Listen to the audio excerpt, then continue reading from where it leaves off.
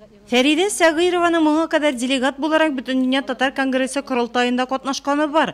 Ул чагында ерактардан килгән милләттәшләребезнең чыгышлары аның күңелендә зур тәэсирләр калдырган.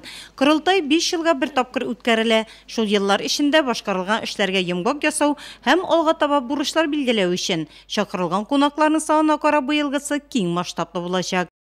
Бу съездга инде 42 илдән 73 регионнан 1000-нан артык делегат һәм кунаклар булачак. Быел Бүтән дөнья татар конгрессы оешыга 25 ел. Корылтайда делегаттар өчен киң мәдәни программа, пленар утырышлар, дискуссия мәйданчыклары оештырылачак.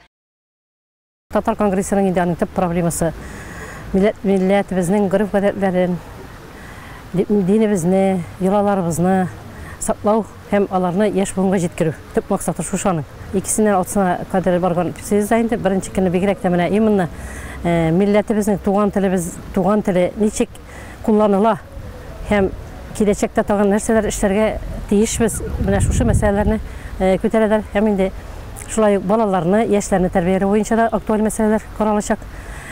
Шулай ук предпринимательләр, аннан соң игенәчеләр турында да сораулар, актуаль сораулар булачак. Һәм инде Кремльдә түгәрәк сталарында сөйләшү булачак. Без инде әлбәттә президентка катнашып китәбез. Фәриде Сәгыйрова өчен иң актуаль тема татар телен саклап калу һәм үстерү.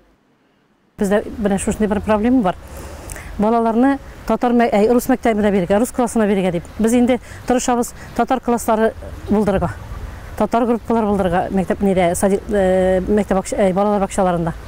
Әмма ләкин күп кенә ата-аналар инде моны балалар имтиханнарны татарча бирмиләр дип, дәрес кабул итмиләр.